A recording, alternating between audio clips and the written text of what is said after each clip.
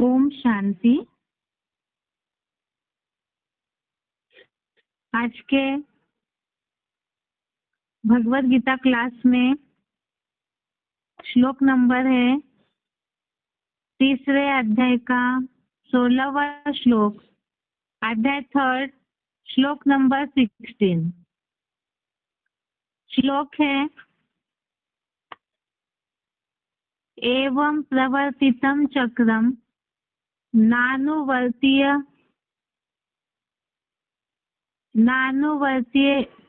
इह अघायुरिन्द्रिया रामो मोघम पार्थ स जीवति। श्लोक दोबारा। एवं प्रवर्तितं चक्रम नानुवर्तयति इह यः अघायुरिन्द्रिया रामो मोघम पार्थ स जीवति। संधि विच्छेद है एवं प्रवर्तितं चक्रम न अनुवर्तयति इह यः अघायु इंद्रिया रामः मोघम पार्थ स जीवति। संधि विच्छेद दोबारा। एवं प्रवर्तितं चक्रम न अनुवर्तयति इह यः अघायु इंद्रिया रामः मोघम पार्थ स जीवति। शब्दों का अर्थ है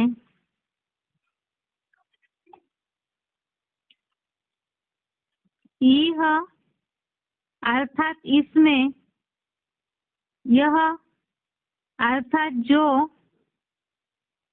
एवं अर्थात ऐसे, प्रवर्तितम अर्थात चलाए गए, चक्रम अर्थात चक्र का,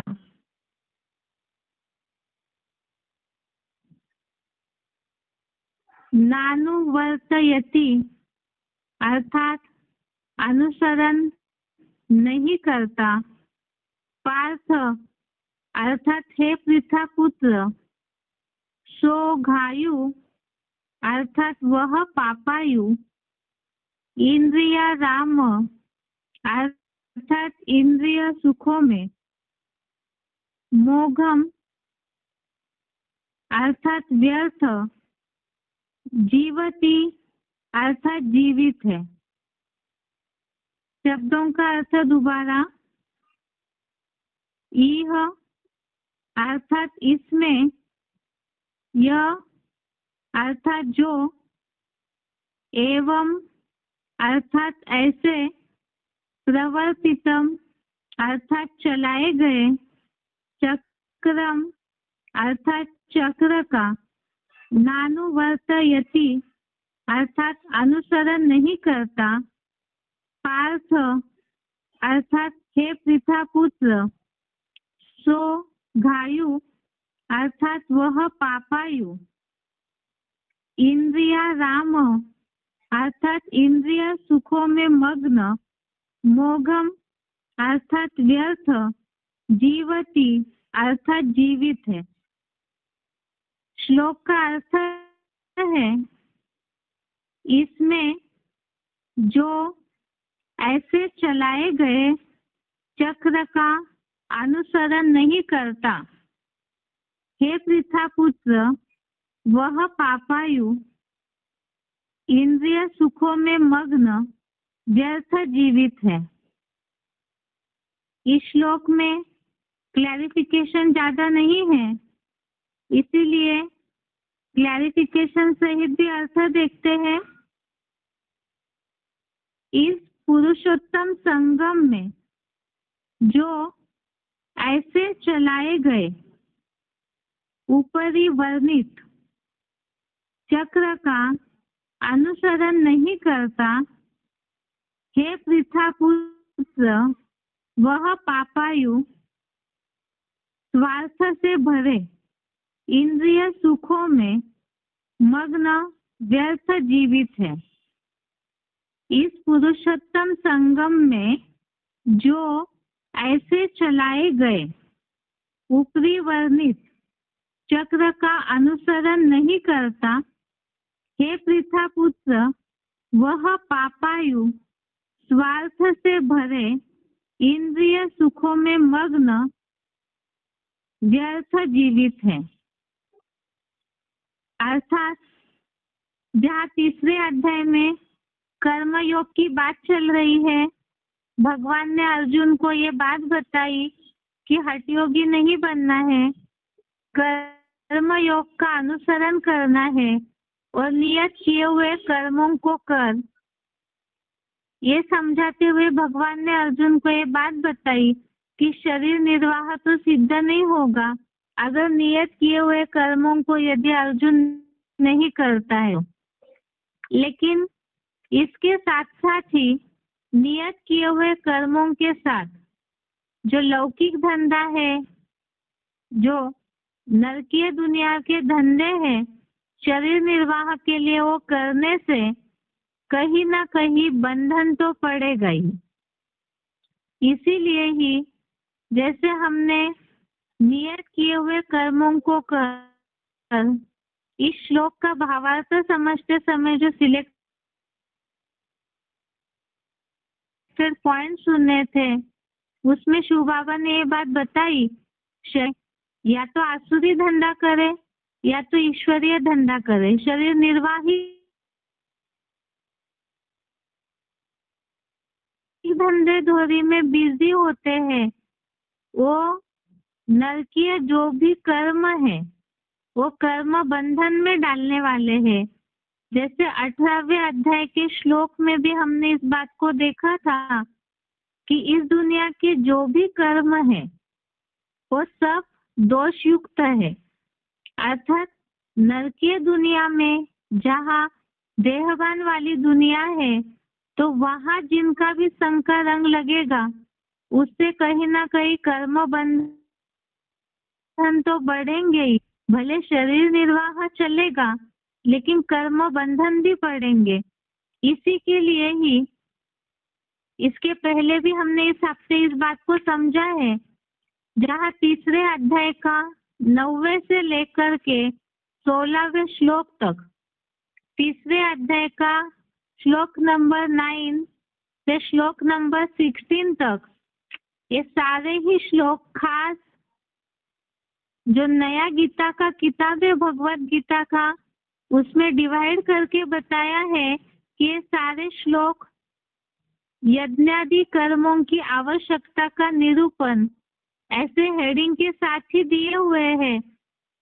और इसी के साथ इस बात को समझाया है कि यज्ञ कर्मों की आवश्यकता कितनी ज्यादा है। इस दुनिया से मुक्ति के लिए, कर्म बंधन से मुक्त होने के लिए ही यज्ञ कर्म की आवश्यकता है, क्योंकि केवल शरीर निर्वाह करने का लक्ष्य होगा तो उसमें स्वार्थ आएगा, और स्वार्थ से जो आज के श्लोक में ये बात खास बताई कि जो स्वार्थ से भरे इंद्रिय सुखों में ही मग्न है, शरीर निर्वाह करने का लक्ष्य रख करके फिर व्यक्ति या इस नरकीय दुनिया में मनुष्य इस तरह इंद्रिय सुखों में व्यग्न हो जाते हैं, मस्त हो जाते हैं, इस स्वार्थी भावना आ जाती है। देह के संबंध या पदार्थों में ही व्यक्ति उलझ जाता है, इसीलिए वो सारे कर्म बंधन है। और उसे ही स्वार्थ से भरे जो लोग हैं उन्हें पापायु बताया और उनका जीवन जैसे कि व्यर्थ है। दूसरे अध्याय के श्लोक समझते समय भी हमने इस बात को समझा था, जिसमें ये बात का उल्लेख आया कि जो भगवान की याद के बिना कर्म करते हैं वो कंजूस है। इसी तरह से ही जो केवल अपने स्वार्थ भरे जीवन को बिताते हैं इंद्रिय सुखों में ही, जो जीवन मान रहे हैं तो व्यर्थ ही जीवित है, क्योंकि विश्व कल्याण की जहाँ भावना नहीं, परमार्थ की जहाँ भावना नहीं, तो वो व्यर्थ जीवित है। बाकी आज के श्लोक में खास ये बात जो बताई है, पुरुषोत्तम संगम में ऐसे चलाए गए ऊपरी वर्णित चक्र का अनुसरण नहीं करता। तो चक्र मतलब ही क्या है? तो तीसरे अध्याय में जो यज्ञ कर्मों का महत्व बताया है, यज्ञ के लिए ही जो कर्म करते हैं उसके अलावा बाकी जो भी कर्म है वो बंधन में डालने वाले हैं। और उसके साथ यज्ञ कर्मों का जो लिंक बताया हुआ है आपस में, अभी तक जो हमने 5 श्लोक पढ़े, तो वो चक्र का अनुसरण नहीं करता है। यज्ञ कर्म, यज्ञ सेवा, ईश्वरीय सेवा ये विश्व कल्याण अर्थ है, जिससे स्वर्ग के गेट खुलते हैं। और उस चक्र का या उसका महत्व जो बताया है उसका जो अनुसरण नहीं करते हैं तो वो कहीं ना कहीं स्वार्थ युक्त जीवन जी रहे और व्यर्थ जीवित है। इस सारे चक्र को समझने के लिए ही इस हफ्ते जो हमने श्लोक पढ़े हैं उसे एक बार देखना होगा, ताकि वो श्लोक या यज्ञ कर्म किस तरह एक दूसरे से जुड़ा हुआ है ये समझ में आएगा। साथ साथ ही इस हफ्ते के श्लोकों का रिवीजन भी इसी चक्र से ही जुड़ा हुआ है, इसीलिए रिवीजन और आज के श्लोक का जो चक्र का अनुसरण नहीं करता वो कौन सा चक्र है यज्ञ कर्म का, उसे भी एक ही साथ समझते हैं। इसके साथ साथ ही आज के श्लोक की रिवीजन भी। सबसे पहले यज्ञ कर्मों की आवश्यकता के लिए तीसरे अध्याय का 9वां और 10वां श्लोक, इसमें खास बात बताई हुई है कि यज्ञ कर्म के अलावा दूसरा कोई भी कर्म लोक, इस नरक लोक का बंधन ही डालने वाला है। बाकी यज्ञ कर्म करना है, ईश्वरीय सेवा करनी है। यज्ञ का कर्म वास्तव में यही ईश्वरीय सेवा है, जो हमने पॉइंट्स में भी समझा। ईश्वरीय ज्ञान, और इस ज्ञान के आधार से ही ज्ञान यज्ञ बना हुआ है और उससे जो जुड़े हुए हैं तो वो कर्म बंधन से ऑटोमेटिकली मुक्त होंगे।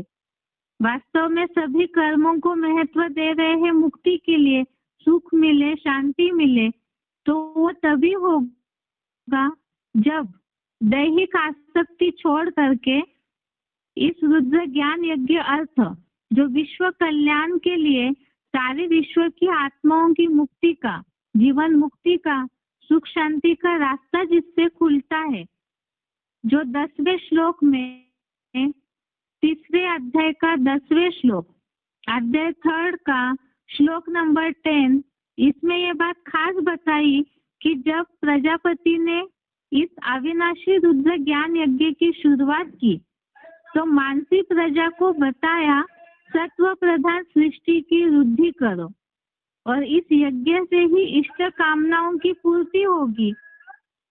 तो ये सबसे मूल बात है, यज्ञ के द्वारा, यज्ञ सेवा के द्वारा इष्ट कामना की पूर्ति होगी। और वो करने के लिए ही क्या करना है, जो कि पाप न बने, पुण्य बने, उसके लिए ही ये सारे श्लोक जुड़े हुए हैं। इसके साथ साथ ही इस हफ्ते के श्लोकों की रिवीजन भी तीसरे अध्याय का 11वें श्लोक से तीसरे अध्याय का 16वें श्लोक तक कल के टेस्ट के लिए श्लोक है। अध्याय 3 का श्लोक नंबर 11 से श्लोक नंबर 16 तक। इसके साथ साथ ही एक चक्र की जो बात आई है आज के श्लोक में, ये भी सारे आपस में कनेक्टेड श्लोक है। सबसे पहला श्लोक है तीसरे अध्याय का 11वां श्लोक, देवान भाव यतानेन ते देवा भावयन्तु वः परस्परम भावयन्तयः श्रेयः परमवाप्स्यस्त। अर्थात इस यज्ञ से 9 कुरी के ब्राह्मण जो पावन शरीरी देवों को संतुष्ट करो। वे देवता तुमको कल्पांत काल में भी सूक्ष्म देह द्वारा इष्ट भोगादि से संतुष्ट करे। ऐसे एक दूसरे को परस्पर सहयोग द्वारा तृप्त करते हुए विष्णु लोकीय परम कल्याण को प्राप्त करो। इसमें खास बात बताई, जहाँ सत्व प्रधान सृष्टि की बात आई पहले श्लोक में, तो उस सत्व प्रधान सृष्टि से कनेक्टेड ही वास्तव में सारी दुनिया ही इस अविनाशी रुद्र यज्ञ कुंड में स्वाहा होने वाली है और वो ब्राह्मणों की सत्व प्रधान सृष्टि की ही बढ़ोतरी करने के लिए खास जो भी आत्माएं कनेक्टेड है, तो जो नंबर वाली इस यज्ञ से जुड़ते जाते हैं उसमें से खास 11वें श्लोक में बताई है इंस्पिरेटिंग पार्टी की बात। जो 11वां श्लोक समझते समय हमने एक सिलेक्टेड पॉइंट सुना था जिसमें ये बात आई थी कि हनुमान वाली आत्मा श्री राम को सहयोग करती है और श्री राम हनुमान को सहयोग करते हैं। अर्थात ही जो सूक्ष्म शरीरधारी आत्माएं हैं जो इस ज्ञान यज्ञ से ईश्वरीय सेवार्थ जुड़ी है, उसमें भी खास हनुमान वाली आत्मा अर्थात ब्रह्मा की सोल, जो कि सतयुग में पहले पीढ़ी के राधा कृष्ण वाली आत्माएं देवताएं बनती है। तो उसमें से ऐसे तो बहुत सारे सूक्ष्म शरीरधारी है दुनिया में, लेकिन खास जो देवता बनने वाली आत्माएं है राधा कृष्ण वाली, तो ऐसी जो देव आत्माएं इस यज्ञ में उमंग उत्साह देने का सेवा का कार्य करती है, तो ऐसे सूक्ष्म देहधारी इंस्पिरेटिंग पार्टी वालों को संतुष्ट करने की बात बताई। अर्थात हिम्मत करेंगे तो उतना उमंग उत्साह की मदद मिलेगी। साथ साथ ही मुख्य बात तो वैसी आत्माओं को जो इंस्पिरेटिंग पार्टी का ग्रुप नई दुनिया के स्थापना के कार्य में मददगार है अपने स्तर पर, तो उनको परस्पर सहयोग की बात बताई। साथ साथ ही इस यज्ञ में जैसे ब्राह्मणों की बढ़ोतरी होती है, तो ऐसे ब्राह्मणों को भी तो परस्पर सहयोग करने की बातें मुरलियों में अव्यक्तवाणियों में आती है। तो उसी के आधार से सहयोग के द्वारा ही परम कल्याण को प्राप्त करो ऐसे बताया। तो इस चक्र में पहली बात है तत्व प्रधान सृष्टि की वृद्धि करो, दूसरी बात है परस्पर सहयोग करो, और इस ईश्वरीय सेवा के लिए शर्त भी बताई है दैहिक आसक्ति छोड़कर, क्योंकि जो स्वार्थ भरा जीवन जीता है इंद्रिय सुखों के लिए तो पाप पूर्ण जीवन बताया। इसीलिए ईश्वरीय सेवा करते समय, यज्ञ सेवा करते समय विस्वार्थ और दैहिक आसक्ति दोनों छोड़कर, स्वार्थ में दैहिक आसक्ति जुड़ी हुई है, शब्दांकन अलग है केवल, तो छोड़ करके जो केवल विश्व कल्याण के भाव से ईश्वरीय सेवा करते हैं तो ही कल्याण की अवस्था को प्राप्त करेंगे। इसके आगे 12वां श्लोक है 3रे अध्याय का, अध्याय 3 का श्लोक नंबर 12। इष्टान भोगान हि वो देवा दास्यन्ते यज्ञ भावितः ते दत्तान प्रदायोभ्य यो भुंक्ते तेन एव स। क्योंकि यज्ञ सेवा से संतुष्ट हुए ऐसे ब्राह्मण तो सूक्ष्म देव तुमको इच्छित भोग देंगे। उनके द्वारा सूक्ष्म पराशक्ति से दिए हुए सर्वेंद्रियों के भोग उन्हें अर्पण किए बिना जो ब्राह्मण ब्रह्मपुत्र अलवेला बनकर भोगता है वह चोर ही है। इसमें खास जो सिलेक्टेड पॉइंट हमने सुना था जिसमें ब्रह्मा भोजन की बात आई थी, तो इसमें इस चक्र में खास ब्रह्मा भोजन से रिलेटेड बात बताई। इसके आगे का श्लोक 3 अध्याय का 13वां श्लोक, अध्याय 3 श्लोक नंबर 13, यज्ञ शिष्टा शिनः संतो मुच्यन्ते सर्व किल्बिषः भुंजते ते त्वघम पापा ये पचन्ति आत्म कारणात्। अर्थात रुद्र ज्ञान यज्ञ सेवा से बचे हुए को खाने वाले परमार्थी संत पुरुष सब पापों से यहाँ ही मुक्त हो जाते हैं। जो स्वार्थी अर्पण किए बिना अपने लिए पकाते हैं, वे श्रीनाथीय पश्चिमी सभ्यता वाले तो श्रेष्ठ ब्राह्मण नहीं बनते, वे पापी लोग तो पाप भोगते हैं। इसमें खास बात बताई, एक तो इंस्पिरेटिंग पार्टी वाली आत्माएं और जो ब्राह्मण इस सृष्टि से जुड़े हैं यज्ञ से, तो उनको संतुष्ट करना है, उन्हें सहयोग देना है। साथ में जहाँ ब्रह्मा भोजन ब्रह्मा के द्वारा यज्ञ स्थापित हुआ है, तो ब्रह्मा भोजन की बात आई। और यहाँ खास जो पॉइंट में हमने सुना था, ईश्वरीय सेवार्थ जो लग जाते हैं, अर्थात शरीर निर्वाह के लिए अपना धंधा कर भी रहे हैं, लेकिन पापों से मुक्ति पानी है, तो ऐसों के लिए शर्त बताई कि जो कुछ भी करते हैं तन मन धन, अगर पूर्णतः ईश्वरीय सेवा में नहीं भी लगते हैं, तो भी ईश्वरीय सेवा में लगा करके अपने तन मन धन की ताकत को जो बचा हुआ है वो अपने लिए शरीर निर्वाह तो यूज करते हैं। इतनी त्यागी पने की भावना जिनके मन में है, तो ऐसों के लिए बताया कि वो पापों से मुक्त हो जाते हैं। और बाकी जो अपने लिए ही पकाते हैं, अर्थात ईश्वरीय सेवा में तो लग गए, लेकिन स्वार्थ पूरा छूटा नहीं, जिसके लिए श्रीनाथीय पश्चिमी सभ्यता वालों की बात बताई। अर्थात जो अपने खाने पीने में ही लगे हुए, स्वार्थ में ही लगे हुए हैं, विश्व कल्याण अर्थ यज्ञ सेवा में पूरी ताकत नहीं लगाते, तो वे पापी लोग पाप ही भोगते हैं।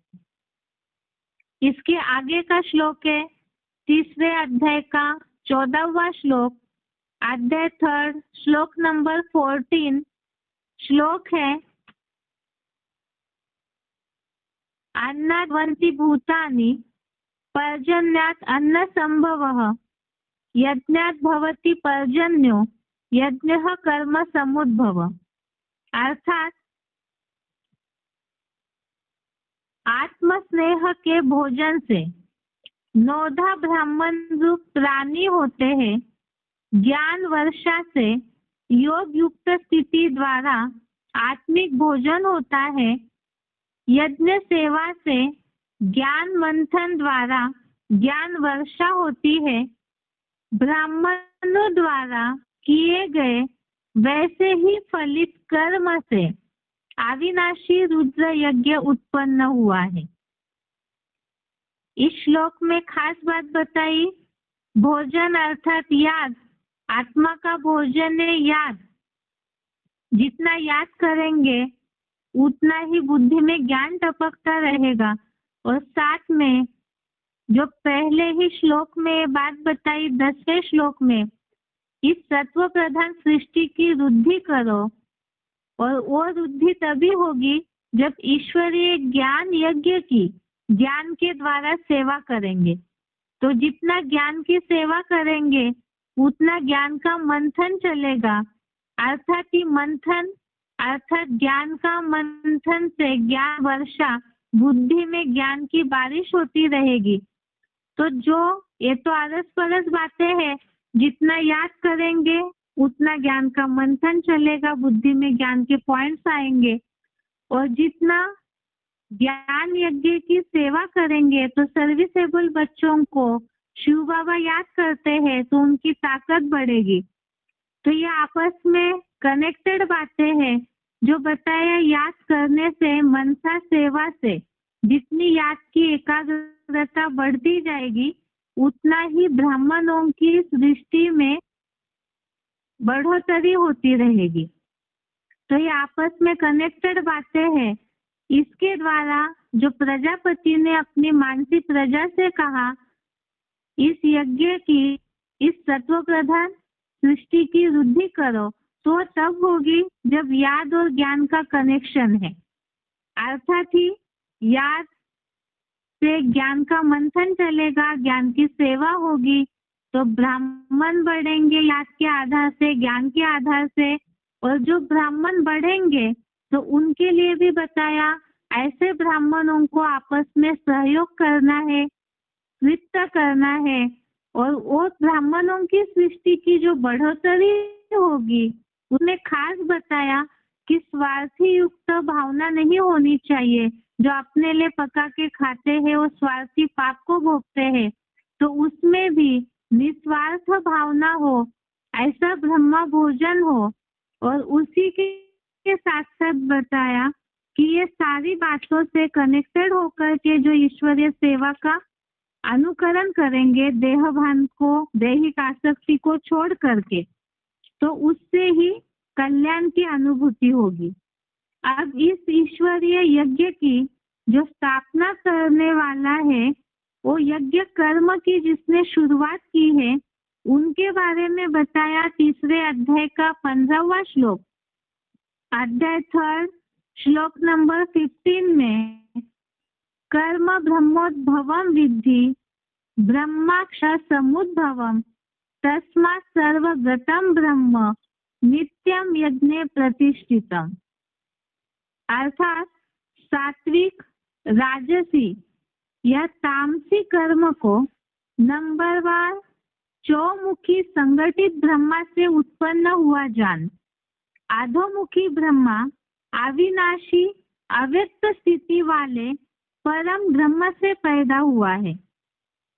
इसलिए ज्ञान यज्ञ में सर्वगामी संगठित हुआ 4 मुखों का चतुर्मुखी, सूक्ष्म देह का अधोमुखी, गिरती कला का ब्रह्मा अर्जुन ध्वजा में चंचल हनुमान रूप से कथाओं में सर्वदा उपस्थित है।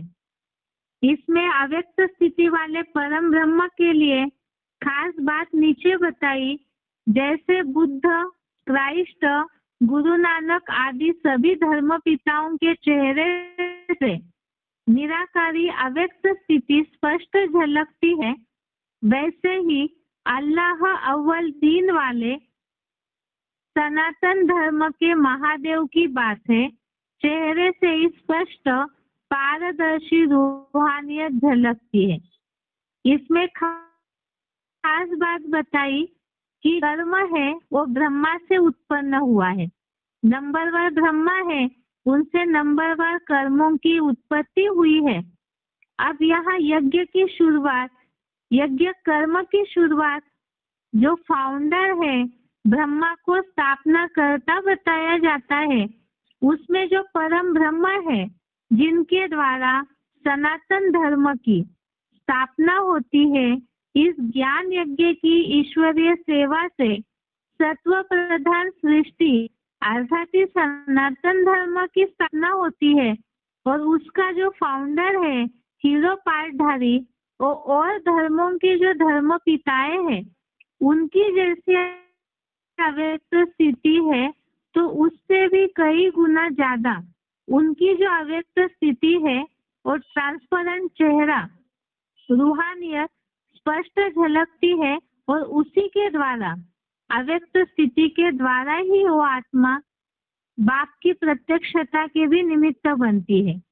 तो इसी के लिए ही यज्ञ कर्म तो करना है, और वो कर्म किन्हें देख के करना है, तो उसके लिए बताया कर्म की शुरुआत ब्रह्मा से हुई है। तो ऐसे जो परम ब्रह्मा है, तो उन्होंने कर्मों का फाउंडेशन डाला। उनके साथ साथ ही जो सूक्ष्म शरीरधारी ब्रह्मा की आत्मा जुड़ी हुई है हनुमान के रूप में, अर्जुन ध्वज में, जिसके लिए मुरलियों में शिव बाबा बोलते हैं, तुम बच्चे बाप दादा को अलग करते हो। बाप दादा तो वास्तव में कंबाइंड है। तो उस परम ब्रह्म में ही ब्रह्मा की आत्मा भी विराजमान है।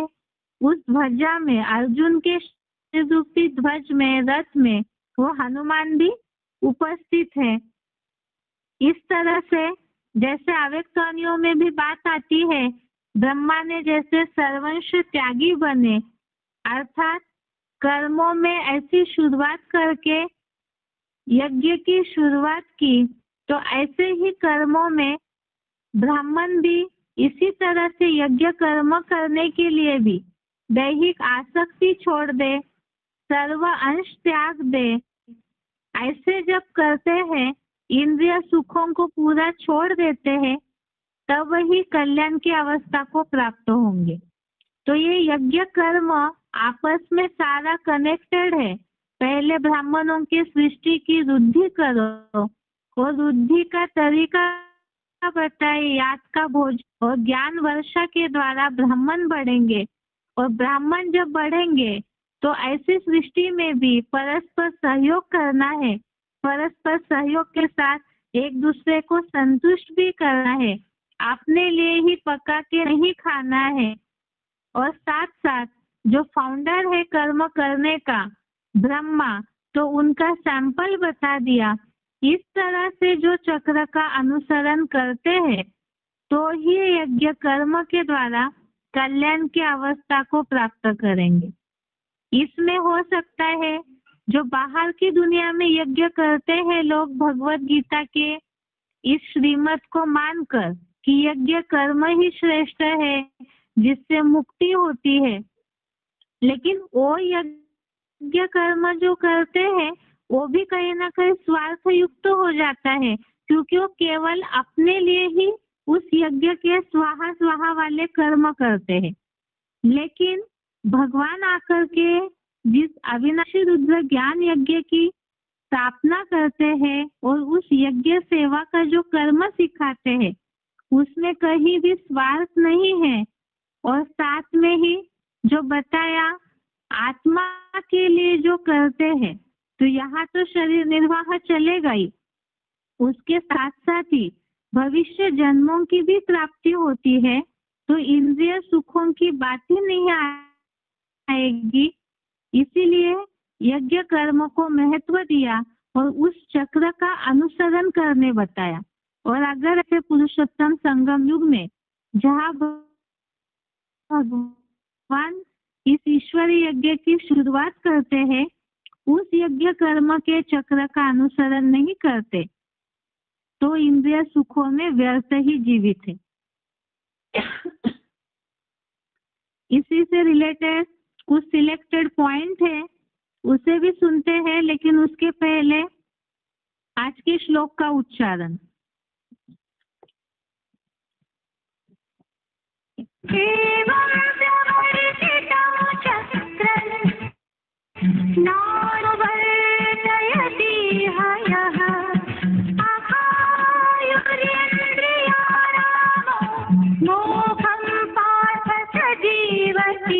इस पुरुषोत्तम संगम में जो ऐसे ऊपरी वर्णित चक्र का अनुसरण नहीं करता, हे पृथा पुत्र, वह पापायु स्वार्थ से भरे इंद्रिय सुखों में मग्न व्यर्थ जीवित है।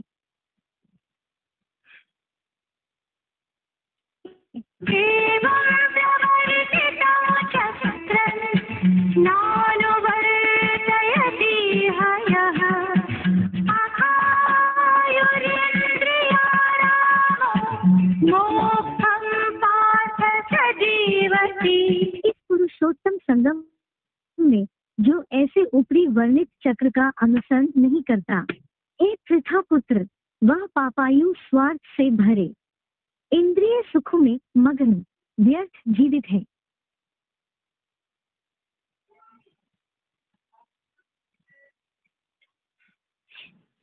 इस श्लोक से रिलेटेड ही सिलेक्टेड पॉइंट है। सिलेक्टेड पॉइंट का नंबर 1013, सिलेक्टेड पॉइंट का नंबर है 1013।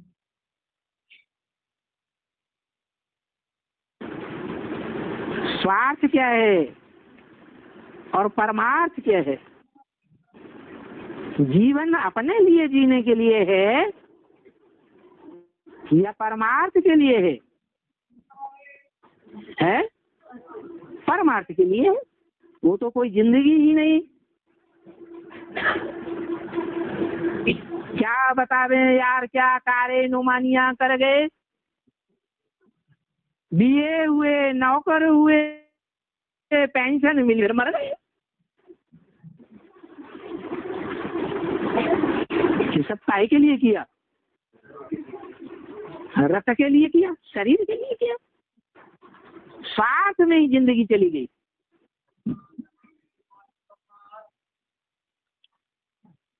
आगे का सिलेक्टेड पॉइंट है 181 नंबर का सिलेक्टेड पॉइंट नंबर 181। बहुत बच्चे तो कहते हैं बाबा हमको नौकरी से छुड़ाओ। क्या कर सकते हैं? हमको इस नौकरी धंधे से छुड़ाओ तो हम ईश्वर सेवा बन जाओ। अरे ये नौकरी का जो बंधन डाला है वो बाबा ने डाला है क्या तुम्हारे लिए? ये पूर्ण में हमने ही डाला है। कुछ आत्मा ऐसी होती है, ऐसा जन्म लेती है, ऐसे घराने में जन्म लेती है कि उन्हें धन कमाने का कोई चिंता ही नहीं, वही है धन है, कोई फिक्रात नहीं, कोई धंधा धोरी आदि करने की, नौकरी करने की बिल्कुल दरकार ही नहीं। तो उन्होंने जो अपना भाग्य बनाया है वो पूर्वजन्म से बनाया है या बाबा उनका भाग्य बनाते हैं? उन्होंने भी बनाया। और जो अभी धंधे धोरी में लगे हुए हैं उन्होंने भी अपना बंधन अपने आप ही बनाया। तो कहते हमको नौकरी धंधे से छुड़ाओ, हम एक सर्विस में लग जाएंगे, ये शर्त रखते हैं। तो बाबा भी देखेंगे, क्या देखेंगे? उनसे पोता नहीं मांगेंगे। बाबा देखेंगे कि इनके पास जो पूंजी है वो बरोबर है, नौकरी से या धंधे से जो कुछ भी इन्होंने इकट्ठा किया है वो इतना इनके पास है कि ब्याज लेते रहें, खाते रहें और आने जाने की ईश्वरीय सेवा में लगाते रहें। उनका पोता मिल जाएंगे तभी तो बाप को पता पड़ेगा। तो बाप कह देंगे अच्छा छोड़ो, ईश्वरीय सेवा। तो बोला बरोबर इनकी पूंजी है, बंधन मुक्त हो सकते हैं। कोई तो बंधन मुक्त भी है क्या? कोई जरूरी नहीं है कि नौकरी करे, धंधा करे। तब कहेंगे भले 500 कमाने से 500 रुपया परमार्थ तो कमाओ, 8 घंटे देते रहो, उससे तो अच्छा उन पौड़ियों को कमाने से अच्छा क्या है?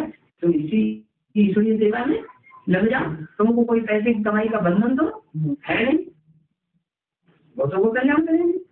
अगर बंधन मुक्त है तो भी बाबा सर्विस को देखेंगे क्या कर रहा है, ऐसे ही नहीं कह देंगे कि नौकरी धंधा छोड़ दो। क्या दे देंगे? ये सर्विसेबल है, इनकी सर्विस करने की प्रैक्टिस है, अंदर से लगन है विश्व कल्याण की। अगर ये लगन नहीं है तो कहेंगे तो घुमाया खा जाएंगे, बेकार बैठेंगे तो बक्सा बन जाएगा। इनकी माइंड किसका बक्सा है? शैतान का बक्सा बन जाता है।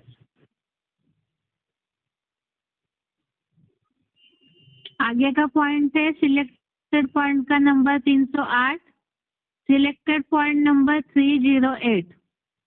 तो बाप कहते हैं माम एकम याद करो और 84 के चक्र। ज्ञान तो बहुत सहज है, अपना धंधा आदि भल करो परंतु बाप की याद नहीं भूलो। भल क्यों लगाई दिया? जबकि बताते हैं कि सब धंधों में है नुकसान सिवाय एक ईश्वरीय धंधे के। तो लौकिक धंधा आदि करने के लिए भले लगाकर छूट क्यों देगी?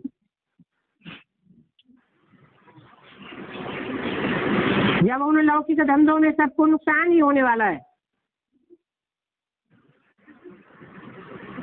इसलिए छूट दे दी। कोई 63 जन्म के आदि हैं, भक्ति भावना कम की हुई है, दुनियावी धंधे दौरी में बुद्धि फंसाने के आदि बन चुके, तो ईश्वरीय धंधे में उनकी बुद्धि नहीं लगेगी। इसलिए बोला अपना धंधा आदि भल करो, परंतु कोशिश करके बाप की याद न भूलो, क्योंकि तुम जानते हो अंत समय में ये पैसे आदि कुछ भी काम नहीं आवेंगे। किनकी दबी रही धूल में, मिट्टी में धन संपत्ति गाड़ देंगे, जमीन में जमीन हिलेगी और कहाँ का कहाँ चला जाएगा। किनकी राजा खाए, कोई ने धन संपत्ति बैंकों में कंपनियों में इकट्ठी की होगी, इनकम टैक्स सेल टैक्स आवेगा, सारा उठाए ले जाएगा।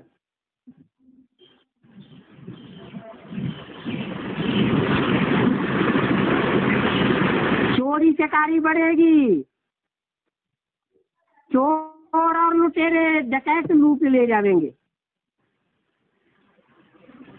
और जो कुछ बचेगा वो एटम बमों की आग में स्वाहा हो जाएगा।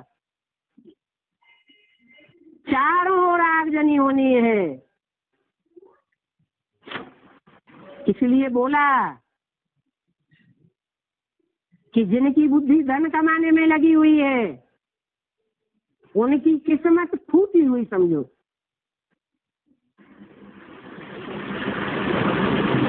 क्योंकि बाप आकर के पहले से आगाह करते हैं, बाप की बातों पर ध्यान नहीं देते कि ज्ञान रत्नों की कीमत क्या है और मनुष्यों के द्वारा कमाए हुए स्थूल रत्नों की कीमत क्या है।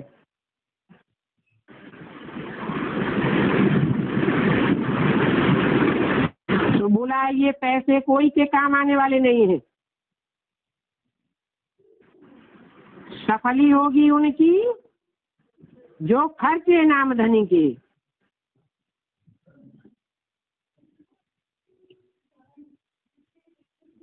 आगे का सिलेक्टेड पॉइंट है 328 नंबर का, सिलेक्टेड पॉइंट नंबर 328। पेट का धंधा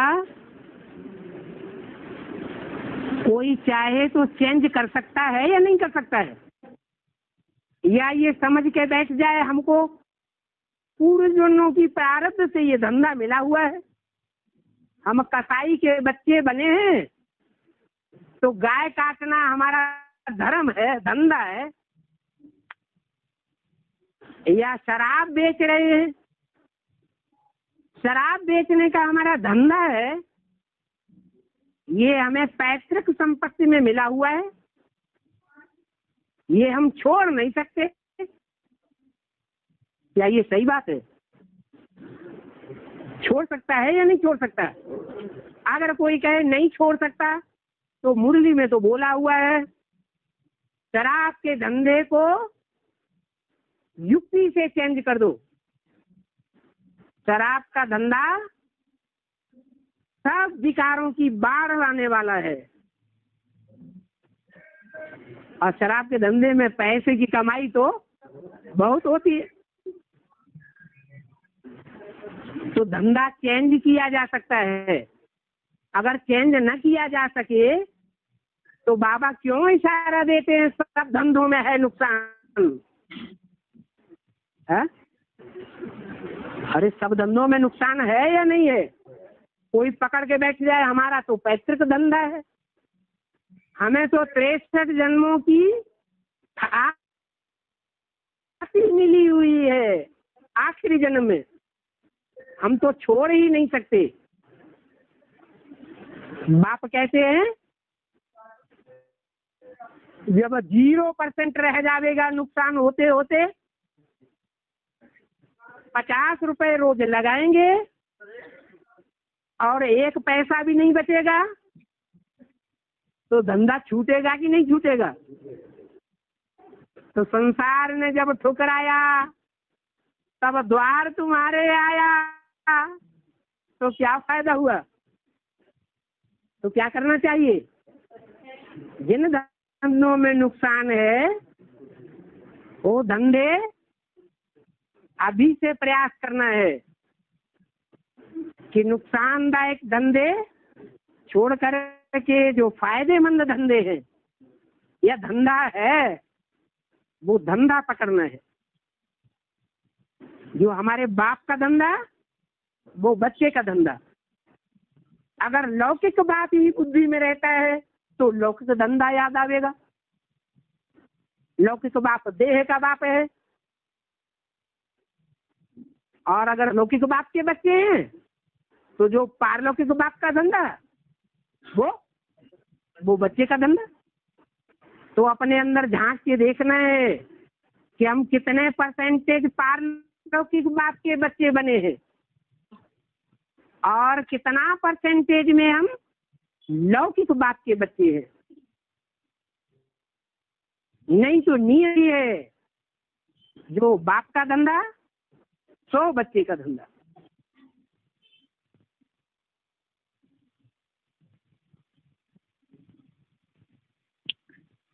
अभी के पॉइंट में हमने जैसे अब तक के पॉइंट में समझा है, जो स्वार्थपूर्ण जीवन, जैसे बाबा ने उदाहरण दिया पॉइंट में कि पढ़ लिख लेते हैं, पेंशन मिल जाती है, फिर मर जाते हैं, तो ये लौकिक दुनिया वालों का सर्कल है कि यही अंजाम होता है सभी का। कितना भी कमाया तो भी आखिर गति सबकी वही होनी है।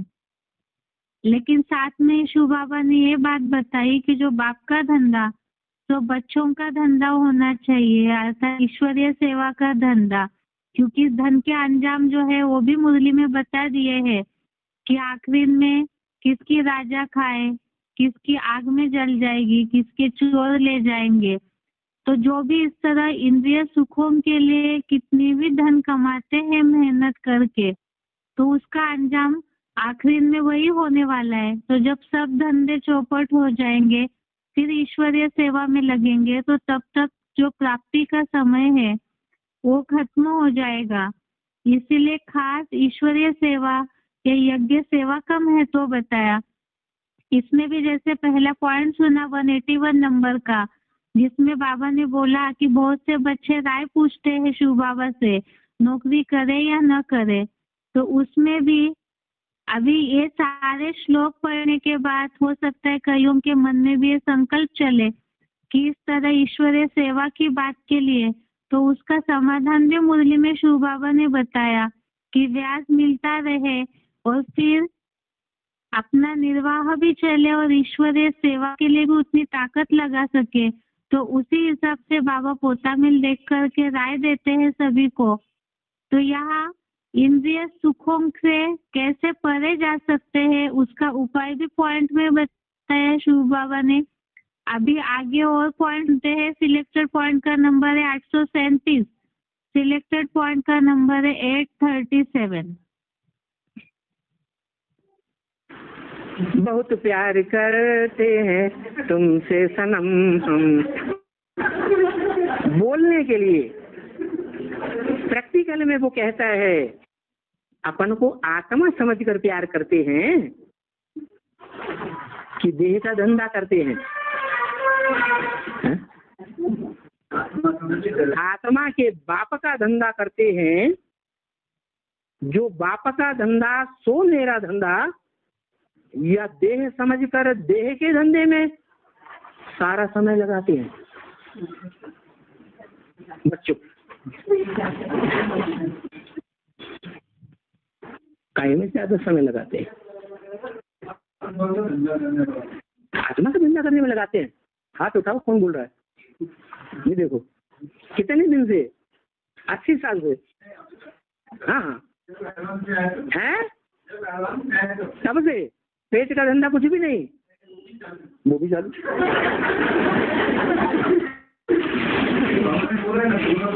वो दोनों माने क्या है? ठीक है, तुम्हारी बगिया हो गई है। तो सुनो, तुम्हारे घर में कितने सदस्य हैं? बाप, पिताजी और 3 माँ बाप और बड़ा बच्चा। आप छोटा बच्चा, और बड़ा बच्चा क्या करता है? दोनों शादी करके, मैंने आपने भी शादी कर ली है? 2 बड़े भाई हैं, वो शादी करके अलग रहते हैं और बाप की परवरिश, माँ की परवरिश नहीं करते हैं। हैं?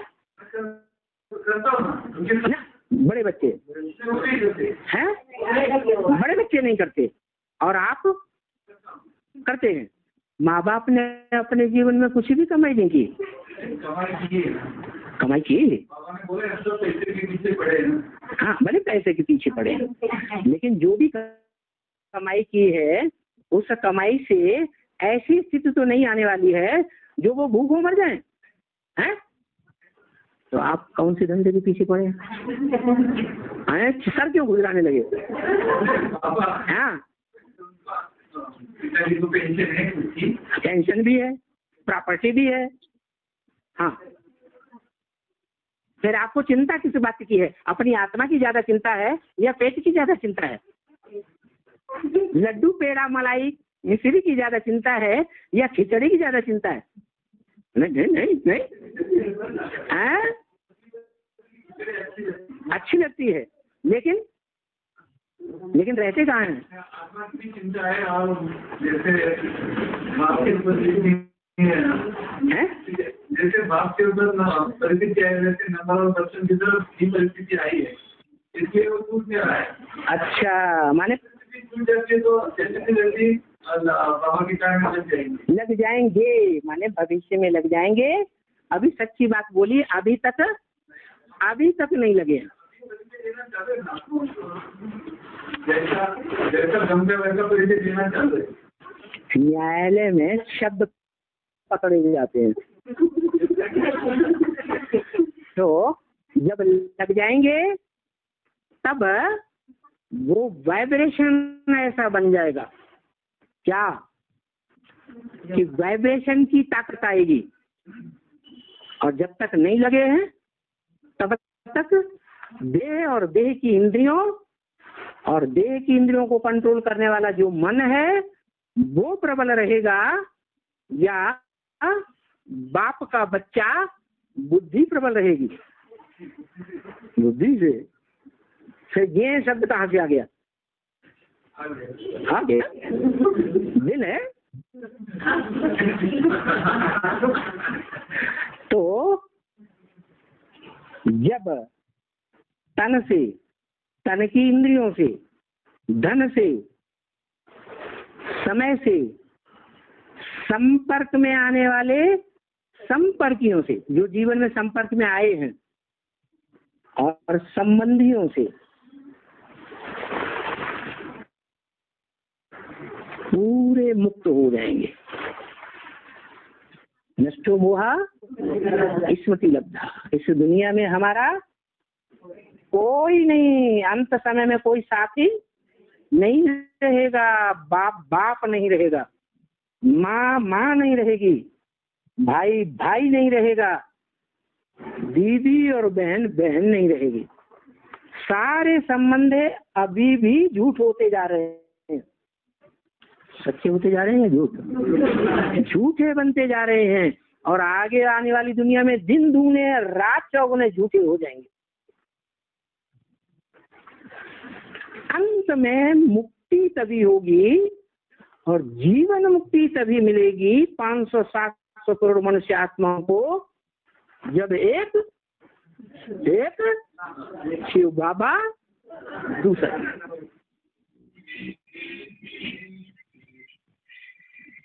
आगे का पॉइंट है सिलेक्टेड पॉइंट 1009 नंबर का सिलेक्टेड पॉइंट नंबर 1009। जो बात की धंधा है उसको बच्चे की धंधा होना चाहिए। बच्चा अगर और धंधा करता है तो कभी नहीं चाहिए। हाँ तो उनको झगड़ा करेंगे।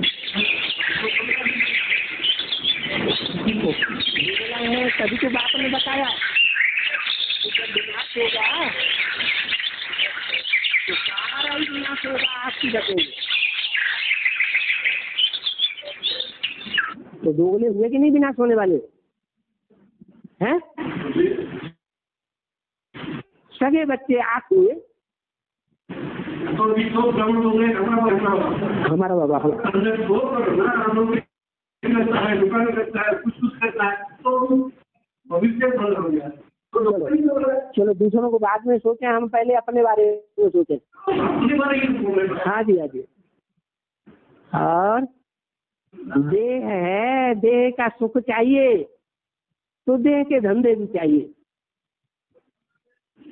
आत्मा है, परम पिता परमात्मा के बच्चे बन गए। हम देह नहीं है, देह तो बाप को दे दी, तन मन धन बाप को दे दिया।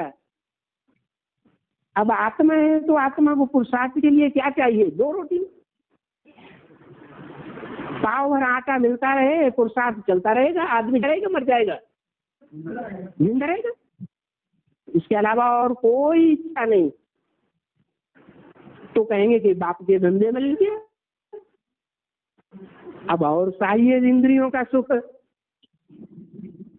जब भांति भांति के इंद्रियों के सुख चाहिए तो लौकिक दुनिया के धंधे भी चाहिए। अभी तो जो ईश्वर का धंधा है, जो ब्राह्मणों का धंधा है, ज्ञान लेना ज्ञान देना, संसार में उसकी कोई बकत नहीं है, इसलिए पैसा कम मिलता है।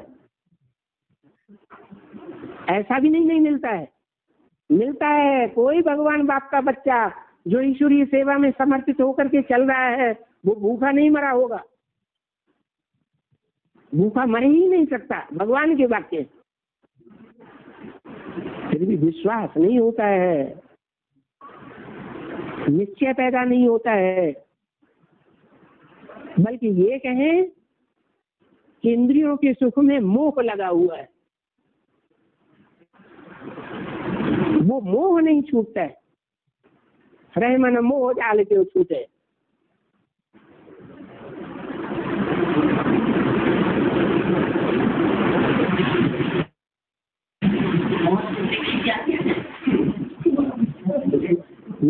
जितना गुड़ डालेंगे उतना मीठा होगा, मोह छूट जाएगा। अरे तन मन धन स्वाहा करेंगे कि नहीं करेंगे? कर दिया है।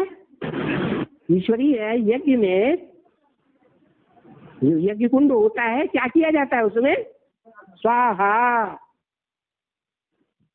स्व का जो कुछ भी है, तन है, तन की शक्ति है, तन से पैदा हुए बच्चे हैं, वो भी तुम्हारे तन का अंग है।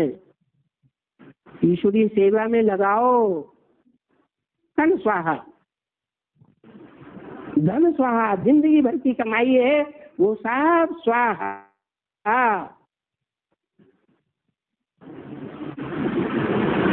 और मन के जितने भी संकल्प आते हैं, अच्छे बुरे, इच्छा मात्रम अविद्या, सब स्वाहा। तो नहीं होगा है, प्राप्ति नहीं होगी है, होगी।